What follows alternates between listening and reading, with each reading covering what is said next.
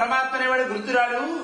అందుకని దారుణం కఠినం చాస్య మహా దుఃఖం భవిష్యతి, కొంతకాలం మాత్రమే కొన్ని కష్టములు కలుగుగాక అని శాపాన్ని విధింపజేశారు. ఎప్పుడైతే అలా శాపాన్ని విధింపజేశారో శాప ప్రభావం చూడండి. మామగారి యొక్క బుద్ధి అంతా కూడా మారిపోయిందిదా. అల్లుడు చూస్తేనేమో అన్ని రంగాల్లో అన్వేషణ చేయగా కనిపిస్తున్నాడు. అల్లుడి యొక్క తెలివితేటలేమో తెలుసుకుందాం అని చెప్పేసి అనుకుని అల్లుడు దిశలు వ్యాపార మిత్రం బయలుదేరారు. కొంత దూరం వెళ్ళాడు, కాసేపు విశ్రాంతి తీసుకున్నా అని చెప్పి చంద్రకేతు మహారాజు పట్టణానికి నిద్రిస్తూ ఉంటే అక్కడ ఒక నిద్రిస్తూ ఉంటే అప్పటికే ఆ రాజ్యంలో దొంగతనం జరిగిందని దొంగల్ని పట్టుకోవడం కోసం రాజభటులు వెతుకుతూ ఉన్నారు. అదే ప్రాంతానికి వెళ్ళి వీళ్ళు నిద్రిస్తూ ఉన్నారు. ప్రారంభం కాబట్టి శాప ప్రభావం అలా పనిచేస్తుంది అనమాట. అక్కడ నిద్రిస్తుంటే ఆ మాయ దొంగలు రాజుగారి ధనాన్ని వర్తకుల చెంత విడిచిపెట్టి అదృశ్యం అయిపోయారు. వీళ్ళేమో నిద్రపోతున్నారు, వీళ్ళకేం తెలియదు. అలాంటి పరిస్థితుల్లో రాజభటులు అక్కడికి వచ్చారు. ఆ ధనం చూసి వీళ్ళే దొంగలింది వాళ్ళు బంధించేసరికల్లా వాళ్ళు చెప్పే మాట కూడా వినేవారు లేరు. అలాంటి పరిస్థితుల్లో వాళ్ళని తీసుకెళ్లారు రాజుగారి దగ్గరికి. రాజుగారు చూసి వీళ్ళని విచారణ కూడా చేసేది లేదుగా వాళ్ళ కారాగృహంలో బంధించమని చెప్పి ఆజ్ఞాపన చేశారు. ఎంత ప్రార్థించినా కూడా వాళ్ళ మాట ఎవరు వినేవాళ్ళు. ఇంటి దగ్గర చూద్దామా, ఇంట్లో యజమాని లేక సుఖ దుఃఖాల మధ్య కొట్టి పెట్టాడు జీవనం చేస్తున్నట్ట లీలావతి కళావతి. అలాంటి పరిస్థితిలో కుమార్తె ఇల్లు ఆలస్యంగా జరుగుతుంది. అంత ఆలస్యంగా వచ్చినటువంటి కుమార్తెని తల్లి ఈ రకంగా అడుగుతుందమ్మా, ఇంత రాత్రి ఎక్కడికి వెళ్ళామ్మా, భర్త కూడా దగ్గరలో కూడా లేడే, మరి యుక్త వయసులో కూడా ఉన్నాం, మాట మాత్రం చెప్పద్దని బాగా దండి జరిగేసరికి చెప్తుందమ్మా, ఎక్కడికి వెళ్ళలేదు. విచారయే వ్రతం మాత, ఒక బ్రాహ్మణ గ్రంథంలో సత్యదేవి యొక్క వర్ణం ఉంటుంది. అక్కడే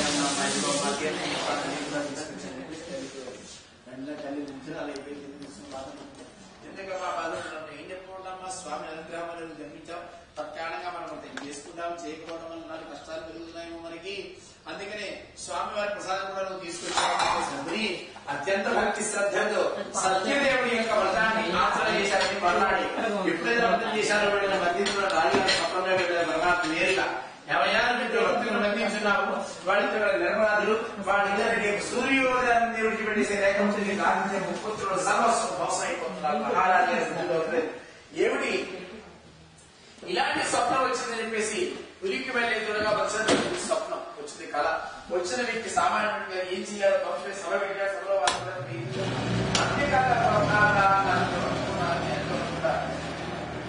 పద్ధతి చేసినట్టు అన్నారు. ఆ వర్గంలో కూడా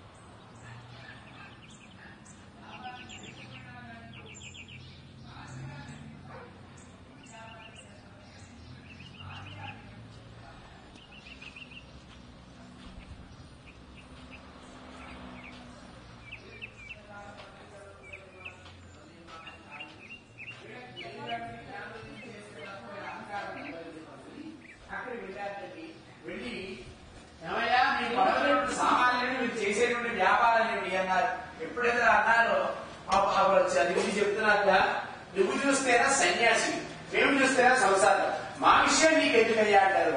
వాడికి చెప్పట్లేదు, ఈయన విడిచిపెట్టట్లేదు, వీళ్ళిద్దరి మధ్య వాదాలు అవుతున్నాయి. ఇక అంటున్నాక ఏదో ఒక సమాధానం చెప్పబోతే రన్నింగ్ కామెంటరీ ఎందుకు వాడికి అర్థం చూపిస్తే సరిపోదు ఏంటో చెప్పాలంటున్నాను. వాడికి అన్నాడా నేను పెట్టుకున్నాను. తెలీదా బెడ్రూమ్లు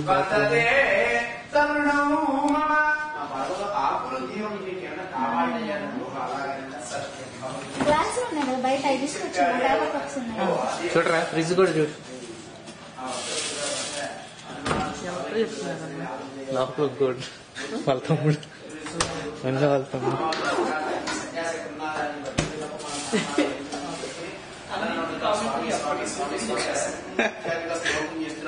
ఎక్కడ సన్యాసులు ఉన్న ప్రమాదం కనిపించినది అనుకున్నారట. ఇంకా రాక రాక వచ్చిన ధనం కాస్త కృష్ణార్పణం అయిపోయింది. ఇక ఈయన ఎక్కడ దొరుకుతాడో ఏమిటో మనకి ధనం లభిస్తుందా లేదా ఏమిటా అని వాడు బాధపడుతూ రోదన చేస్తున్నారట. అప్పుడు పరమాత్మ అనుకున్నారు, ఇక వీళ్ళని శిక్షించిన రక్షణ అనేది కదా నేను వచ్చి రక్షించకపోతే ఎవరైతే రక్షిస్తారని చెప్పనుకుని వెంటనే శంఖం చక్రం గదా పద్మ అలవాలు క్రీడ పిదవస్త్రాలను కూడా ధారణ చేసుకుని ఆ భర్తల చింతకు వెళ్ళారు. మారోదీతి అడవకన్నయ్య వర్తకులారామ శృణుమద్వాక్యం, నేను చెప్తున్న వడగరండి. మమ పూజా బహిర్ముఖ, మా పూజా పట్ల ముఖులై అహంకారులై ఇలాంటి ఇక్కట్లు వాళ్ళ జీవనం చేస్తున్నారయ్యా. ఇప్పటికీ అలా మించింది లేదు. నీ భార్య సత్యవ్రతం చేసింది కాబట్టి నీ బంధ విముక్తన వినావు అని చెప్పి తెలియజేయగలండి. నేను పాదాకులందరూ బ్రతికి ఎన్నంతకాలం కూడా నీ యొక్క వ్రతాన్ని తప్పక ఆచరిస్తాను స్వామి అనేసరికల వరమించి అంతర్ధానం అయిపోయారు. ఎప్పుడైతే వరమించి అంతర్ధానం అయ్యారు, వరమించి అంతర్ధానం అయిపోయారు, ఇక వాళ్ళ ఆనందంలో అలా బయలుదేరి వెళుతున్నారు. ఇంటికి వెళ్ళిపోదామని చెప్పి అలా వెళుతుంటే పడవలెక్కి చూశారు, చాలా సంతోషించారు. వెళుతూ ఉంటే మార్గ మధ్యలో వాళ్ళ గ్రామం వచ్చింది. ఒక దూతను పంపేట, మేము వచ్చాడు వార్తను తెలియవయ్యా మా ఇంటి దగ్గర అని చెప్పేసి. దూత ఇంటికి వెళ్ళాడే లేదో భర్త రాలేదని చెప్పి రాక కోసం కుమార్తె కూడా వ్రతం ప్రారంభం చేస్తుంది. అప్పుడే మహాగణపతయే నమః అందరూ దూత అనే వచ్చాట.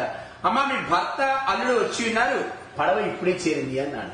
ఆ మాటల నుండి ఆ యొక్క తల్లి కుమార్తెను తొందర చేసి, నువ్వు కదమ్మా పూజ చేసుకున్నావు, నువ్వు పూజ చేసుకురామ్మా, నేను మాత్రం నదీ తీరం వెళతా అని చెప్పేసి తను మాత్రం నదీ తీరం దగ్గరికి వెళ్ళింది. ఎప్పుడైతే వెళ్ళిందో భర్తని చూడాలని వేగిన పాడిన స్వామివారి పూజ పూర్తి చేసే సముద్ర తీరం దగ్గరికి వెళ్లి అడుగు పెట్టిందో లేదో భీతావహ వాతావరణ క్షణాల్లో భీభత్సం తీరవాదనందరూ చూస్తూ ఉండగానే అల్లుడు కూర్చొని నామ అంతా కూడా అలా మునిగిపోయే స్థితి ఏర్పడింది. అది చూసినప్పుడు ఆ యొక్క కుమార్తె నేను కూడా భర్తతో సహా నదీ ప్రవేశం చేస్తాను ప్రారంభం చేశాను. తండ్రి ఆపాడమ్మా, ఇదంతా కూడా దైవం యొక్క మాయే తప్ప వేరేది కాదని చెప్పి నిశ్చయం చేసుకుని స్వామిని స్తోత్రం చేసి స్వామిని స్తోత్రం చేస్తూ ఉన్నదట. అలాంటి పరిస్థితుల్లో ఆకాశం నుండి మాటలు వినిపిస్తున్నాయి. నీ కుమార్తె పూజ పూర్తిగా చేసింది అని భర్తను రాడు వేగిన వాడిని తీర్థం ప్రసాదం మర్చిపోయింది. ఆ ఇంటికి వెళ్ళి తీర్థ ప్రసాదం తీసుకొచ్చినందుకో అంతా సురక్షితంగా ఉంటుంది నిర్మించిన మాట ద్వారా కుమార్తె ఇంటికి వెళ్ళి తీర్థ ప్రసాదం తీసుకుని మళ్లీ సముద్ర తీరం దగ్గరికి వెళ్ళి అడుగు పెట్టిందో అంతా సురక్షితంగా ఉంది. అది మొదలు ఆ వైశ్య కుటుంబం సత్యదేవుడి యొక్క మహత్యాన్ని తెలుసుకున్న వాడు కావున ప్రతి సంవత్సరం విడిచిపెట్టకుండా ఈ యొక్క వ్రతాన్ని ఆచరణ చేస్తూ జీవితాన్ని కాలంలో సకల సుఖాన్ని అనుభవిస్తూ అంత్యమున విష్ణుధామాన్ని పొందారు. ఇది శ్రీ స్కాందేయ పురాణే సత్యనారాయణ సౌరకథాయ చతుర్థోధ్యాయ సమాప్త. శ్రీమద్రమారమణ గోవింద శ్రీ సత్యనారాయణ స్వామికి జయహో. అందరికి పాపం నీరసం వచ్చినట్టుంది, ఎడం చేతులు వేసుకోండి.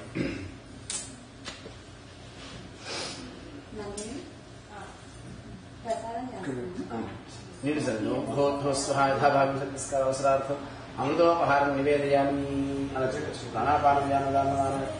అథ పంచమోధ్యాయ ప్రారంభ. అందరూ కూడా అక్షతలు పట్టుకోండి. మీకు పాపం అనుభవం లేక కొంచెం అలా ఊగుతున్నట్టుగా అంతేగా, అదే కొద్దిగా ఊగుతున్నట్టుగా పట్టుకోవచ్చు. అందరికీ మనకు అలా నేను చూడండి ఫస్ట్ కథలో నిద్రపోయా. నేను ఆల్రెడీ నిద్రలోనే ఉన్నా, నిద్ర పోతూ చెప్తున్నాను మీ కథ.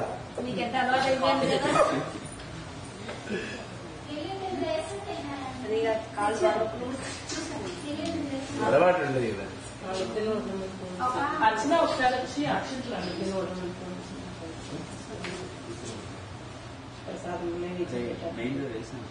ఐదవ కథ పంచమోధ్యాయ ప్రారంభ. ఇకపోతే 5వ అధ్యాయంలో ఉన్న విశేషం చూడండి. పూర్వం తుంగధ్వజ మహారాజు, ఆ రాజుగారికి ప్రతినిత్యం కూడా 3 అలవాట్లు. ఒకటి దేవాలయ దర్శనం చేయటం, రెండవది బీదవాళ్ళకి కనిపించినా, బ్రాహ్మణుడికి కనిపించినా, సాధు సన్యాసికి కనిపించినా కాస్తో కూస్తో పావలార్థ దానం ధర్మం చేయటం. 3వ అభ్యాసం ఏంటంటే వేట చేయటం. ఈ 2 అభ్యాసాలను ముగించుని 3వ అభ్యాసంలో భాగంగా అరణ్యానికి వెళ్ళాడండి. అనేక చంద్రుడు వేటాడి అలసిపోయి రాజుగారు అనుకున్నట్ట ఇంకా రాజ్యానికి గడిపోదామని నిర్ణయం చేసుకున్నారు. పెడుతూ ఉంటే మార్గ మధ్యంలోనే ఒక మారేడు చెట్టు కింద ఆ అరణ్యంలో గొల్లలందరూ కూడా కూర్చొని వ్రతం చేస్తున్నట్ట. అక్కడికి వెళ్లి చూసనుకున్నారు. మనోగర్వంతో అక్కడ ఉన్న స్వామి నమస్కారం కూడా చేయకుండా వెళ్లిపోయి ఒక చెట్టు కింద కూర్చున్నారు. గొల్లలు తీర్థ ప్రధానం తీసుకుని రాజుగారికి కూడా ఇచ్చారు. రాజుగారు నేనేమో క్షత్రియుణ్ణి, వీళ్ళు గొల్లలు, అసలు వీళ్ళే ఇచ్చిన తీర్థ ప్రసాదం నేను ఎలా తీసుకున్న మాత్రం బుద్ధి కూడా ఎదగలేదని చెప్పారు.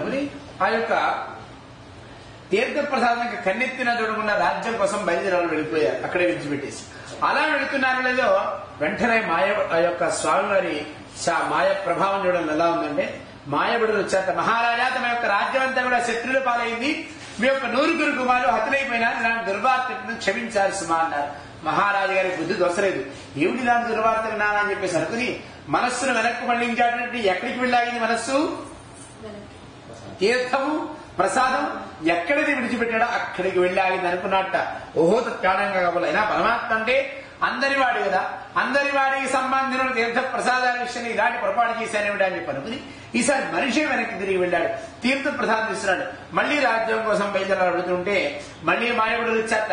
మహారాజా మీ యొక్క రాజ్యం అంతా కూడా సురక్షితంగా ఉంది, మీ యొక్క 100 కుమారులు సుభిక్షంగా ఉన్నారు, ఇది ఎవరికో అందవలసిన వారు తమకి సుమా క్షమించాలి అన్నట్ట. వెంటనే మహారాజు గారు ఆలోచిస్తున్నట్ట, ఓహో ఇంతకు ముందు విన్నావాడావితే, మరి ఇప్పుడు విన్నావాడావితే, మరి మధ్యలో జరిగింది ఏమిటి? తీర్థ ప్రసాదం తీసుకోకపోవడం ఇలాంటి దుర్వార్తలు. ఏది ఏమైనా సరే సత్యనారాయణ స్మృతం మాత్రం మహాశక్తివంతమని తెలుసుకుని రాజ్యంలో వాళ్ళతో కూడా ఆచరింపజేశారు. అందుకనే చెప్పారండి, కర్త కరయితాశైవ ప్రేరకస్య అమోదక. కర్త అంటే చేసేటువంటి వాడు, కారయిత అంటే చేయించబడేటువంటి వాడు, ప్రేరకస్య అంటే తెలియమని ప్రోత్సహించేటువంటి వాడు, ఆమోదక అంటే కథాశ్రవణం చేసిన వారు కానివ్వండి, స్వామిని దర్శించిన వారు కానివ్వండి, స్వామి వారి యొక్క తీర్థ ప్రసాదాలు తీసుకున్న వారు కానివ్వండి, సెల్ ఫోన్ మాట్లాడుతూ కథ వినేవాళ్ళు కానివ్వండి, టెక్స్టులు పంపిస్తూ కథ వినేవాళ్ళు కానివ్వండి, ఎవరైనా సరే వీళ్ళందరికీ కూడా ప్రసాదం చేస్తూ కథాశ్రవణం చేసిన వాళ్ళు వీళ్ళందరికీ కూడా సత్యనారాయణ స్వామి వ్రత పుణ్య ఫల ప్రసాదంలో సమాన స్కందమైనటువంటి ఫలితం లభిస్తుందని చెప్పడంలో ఎట్టి సందేహమే లేదండి.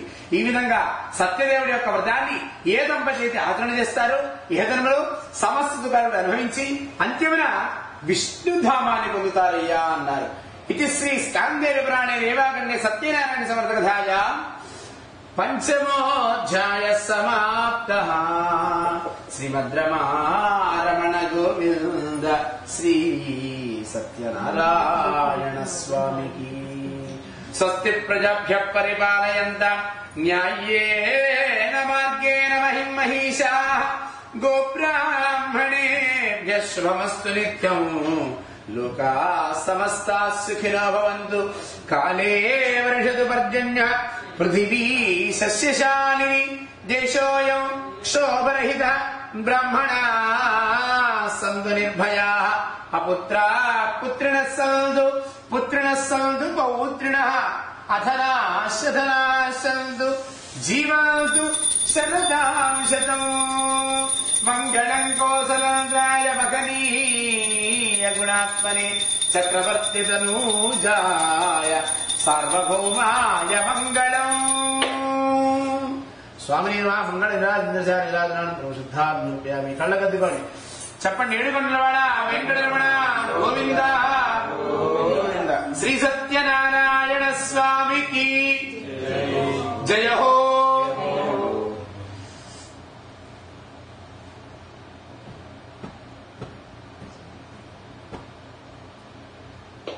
మీ దగ్గర అక్షతలు వారికి ఇచ్చేసేయండి. సగం స్వామి దగ్గర రండి, సగం మీరు వేసుకోండి, సగం ఆవిడికి వేయండి, సగం మీ అబ్బాయి. లేచిన తర్వాత వేయాలి, పడుకున్నప్పుడు అక్షతలు వేయకూడదు. ఓకే, అందరు కూడా దంపతులుగా ఉన్న వాళ్ళు దేవుడి దగ్గరికి రండి. మీ లేవతి దంపతులుగా దేవుడి దగ్గరికి రండి. ఆడవాళ్ళ దగ్గర అక్షతలు మగవాళ్ళకి ఇవ్వండి, మగవాళ్ళ దేవుడి దగ్గరికి రండి. ఇక్కడ వేయండి, సగం సగం మీరు వేసుకోండి, సగం మీ ఆడవాళ్ళకి, సగం మీ పిల్లలకి. అర్థమైందా? దాంట్లో అన్ని సగాలు ఉన్నాయి, గుర్తుపెట్టుకోండి. ఇప్పుడు వేయమంటారు వద్దన్నారు కదా, పైన కింద చాలు. కొంచెం దాచి పెట్టుకోవాలి కొన్ని పక్కన జేబులో అక్కర్లేదు.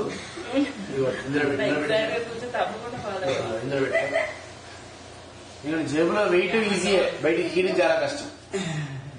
తీయడం వల్ల క్లీన్ చాలా కష్టం. అదే అదే వాళ్ళు చేయరు కాబట్టి వాళ్ళు చేయిస్తారు. దేవుడి దగ్గర దేవుడి దగ్గర సేమ్ అలాగే చేయాలి. అందరూ ఒకలానే. లేకపోతే రివర్స్ చేయొచ్చు. అక్కడ కొంచెం వేసి కొంచెం నీ మీద వేసుకొని కొంచెం నా మీద వేసి కొంచెం దాచి పెట్టు, శ్రీకాంతం వేయాలి.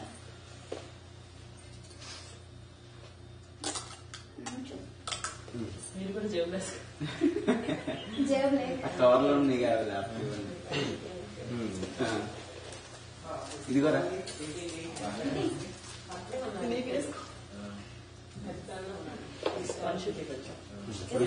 పడుకున్నప్పుడు వేయకూడదంట. మీ ఇద్దరికి ఆ ప్రసాదం ఒక్కసారి నైవేద్యం పెట్టండి, ముందర పెట్టుకోండి ప్రసాదం. అన్ని అక్కర్లేదు, ఇవే ఇవే అవి కూడా ఓపెన్ చేయండి. తెచ్చారు అవి కూడా. ఓకే, అన్ని ఇప్పుడే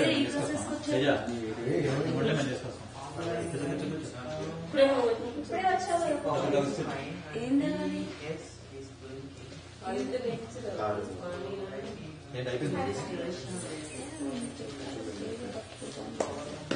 అది కూడా అమ్మా, ఆ ప్రసాదం కూడా దగ్గర పెట్టుకోమ్మా.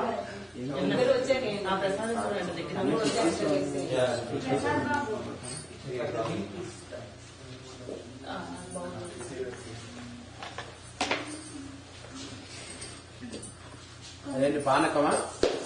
వాడపప్పు పానకం చలివిడియా? ఇండియా నుంచి మన వాళ్ళు ఎవరైనా వస్తేనే పెడతారు. లేకపోతే స్వామి కూడా కష్టమే. అమ్మా తర్వాత పెట్టచ్చు, వీటి వరకు నైవేద్యం పెట్టిస్తాము. కథ అయింది కదా, ఇంకోసారి చెప్పుకుందామా? ఇంకా స్టార్ట్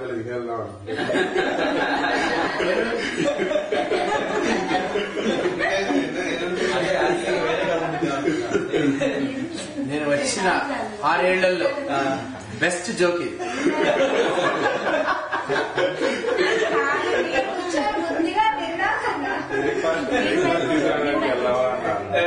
అంటే కథ ఇంకా స్టార్ట్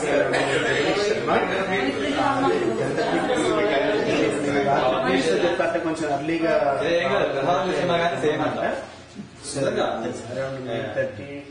మధ్యలో కూడా రాగాలి. Thank you. శుభం. నిన్న రాత్రి ఫోన్ యాక్చువల్గా మేము మాట్లాడాలి. అంటే ఎవరి పేరు మీద ఉందో వాళ్ళు మాట్లాడతాం. బిజీగా ఉండి వేరే దృష్టికి మాట్లాడారు. దానివల్ల మీకు సరిగ్గా ఇన్స్ట్రక్షన్స్, అంటే ఈ ప్రసాదం కూడా చెయ్యాలి ఇక్కడే, అప్పటికప్పుడు తెచ్చుకోవడాలు అయినాయి కదా, అవన్నీ ముందే చెప్పుకుంటే ఒక మైండ్ లో ఉంటుంది కదా, తెచ్చేసేవాళ్ళు. అది నీళ్ళు సరే. ఓం భూర్భువః స్వః తత్సవితుర్వరేణ్యం భర్గో దేవస్య ధీమహి ధియో యో నః ప్రచోదయాత్. యథాభాగం అలా చుట్టూ తిప్పండి. యథాభాగం సత్యస్కార అవసర నైవేద్యం చెప్పండి. సపాద నైవేద్యం, సపాత నైవేద్యం, ముద్గోపహారం.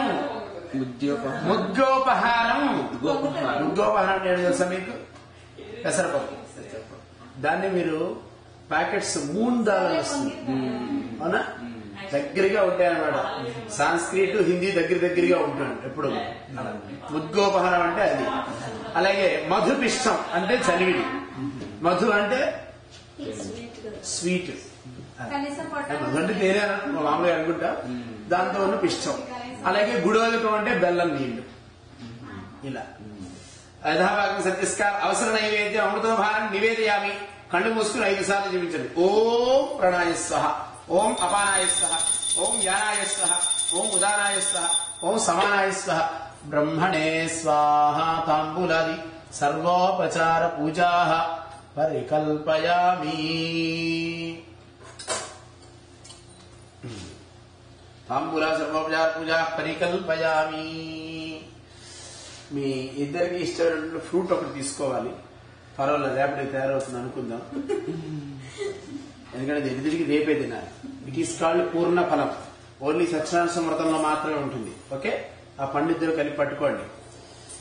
వేరే ఫ్రూట్స్ లేవు కదా. Please repeat everyone. ఓం సత్యనారాయణం దేవం వందేహం కామదం ప్రభుం లీలయ వితతం విశ్వం ఏన తస్మై నమో నమః ఇదం ఫలం మయా దేవ స్థాపితం పురతస్తవ తేన మే సఫల అవాప్తి భవేత్ జన్మని జన్మని స్వామినః మనస్సంకల్పిత పూర్ణ ఫలం సమర్పయామి. మీ మనస్సులో ఉన్న కోరికలన్నీ కూడా స్వామికి అర్పిస్తూ ఆ పండుని మండపంలో గుర్తుగా పెట్టుకోండి. అక్కడ మండపంలో కానీ ఇక్కడ కానీ అక్కడ కానీ పండు రేపు ఉదయం తినాలి. మీ దంపతులిద్దరు కూడా, అంటే మీ కుటుంబం బాబు కూడా కొంచెం పెట్టచ్చు. Before breakfast, after shower. మనస్సంకల్పిత పూర్ణ ఫలం సమర్పయామి. పైన పెట్టేసి పుట్టింటి వారి బట్టలు ఉన్నాయమ్మా? తెప్పించండి.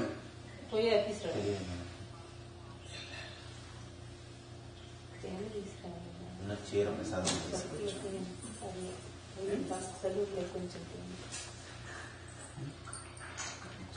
ఇక్కడున్నాయా? ఎక్కడికైనా వెళ్ళారా? ఇక్కడేనండి, ఆ ఇంట్లో ఉన్నారు. మా రెండో ఇల్లు దగ్గరేనా? పక్కనండి. పక్క వీధి. అన్న చైతన్య అన్న కాల్ చేయనా, వాళ్ళు వెళ్ళారు తీసుకురావడానికి.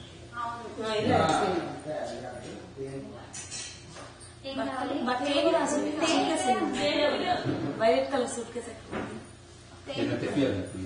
బట్టలు కూడా తీసుకురావాలి. అక్కడే ఉన్నాయి చిన్న బట్టలు కూడా అక్కడే ఉన్నాయి. ఆ సూట్ కేసులో ఉన్నాయి. మనకు పెట్టాల్సింది లేవు. అది చెప్పాలి కదా వాళ్ళకి.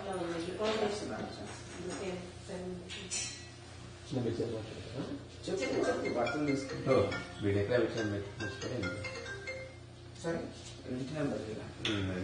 చేస్తాను.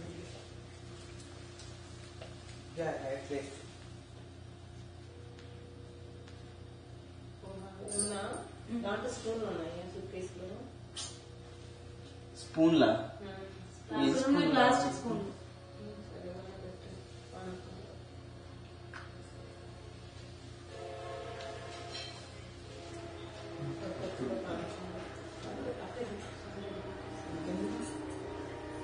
చైతన్య అక్కడ బట్టలు ఉన్నాయి. ట్రంక్ కూడా తీసుకురావాలి. రంగంలో పెట్టాలి. మా చెల్లి బట్టలు పెట్టచ్చు. ఎవరైనా దంపతులు అదే వాళ్ళు పెట్టచ్చు. అదే తొందరగా మీరే మీరు దాన్ని దేవుడు అడగండి. సగం ఇక్కడేంటి, సగం మీరు వేసుకోండి, సగం వాళ్ళిద్దరికి.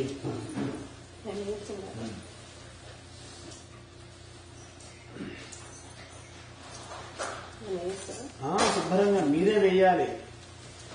మాతృదేవో భవ ఉపనిషత్ వాక్యం అది.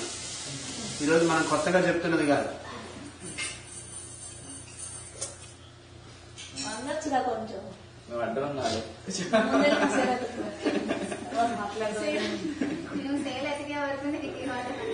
సగం మనతో అక్కడే ఎక్కలేదు. మర్చిపోయింది.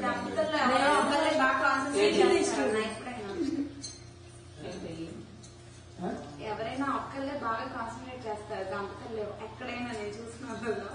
సో మీ ఇంట్లో నాకు 2 సార్లు నిద్ర వచ్చిందండి పూజ చేసేటప్పుడు. ఇవాళ ఒక రోజు, మా మరిది పెళ్ళైన రోజు, అది కూడా 3 రోజులు. ఎవరన్నా చూస్తున్నారా? అబ్బో, నలుగురు చూస్తున్నారా? నిద్ర చేస్తూ నిద్ర వస్తూ పూజ అయినా చేయొచ్చు, కానీ నిద్ర వస్తూ డ్రైవింగ్ మాత్రం చేయకండి. ఎందుకంటే అలాంటి నిత్య కృత్యంలో మాది అదే పరిస్థితి. Thank you. అందరికీ ఉందా, ఒక్కరికేనా? నేను తాగచ్చుగా, ఇబ్బంది లేదు. కాసేపు టిఫిన్ కూడా వస్తుందండి ఎలా తీసుకురావడానికి. అంటే అది ఎట్లా తీసుకోవాలి, ఎందుకంటే పర్సనల్ పూజలు ఉంటాయి కదా, మనం ఇంట్లో చేస్తున్న పూజలు కూడా ఉంటాయి కదా. అవునా? నేను ఫస్ట్ పూజ కదా ఇవాళ పొద్దున్న వచ్చేసాయి కాబట్టి మళ్ళీ వీకెండ్ అంటే మధ్యాహ్నం 3:30 4 అవుతుంది. ఇంటికి వెళ్ళి పూజ చేసి ఆ తర్వాత అదే ఇంకప్పుడు దాకా కాఫీ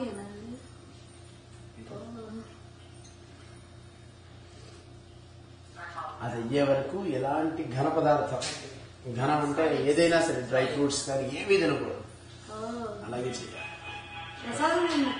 ఏదైనా సరే తీసుకోకూడదు. ఏది ఫ్రూట్స్ తినేస్తారు,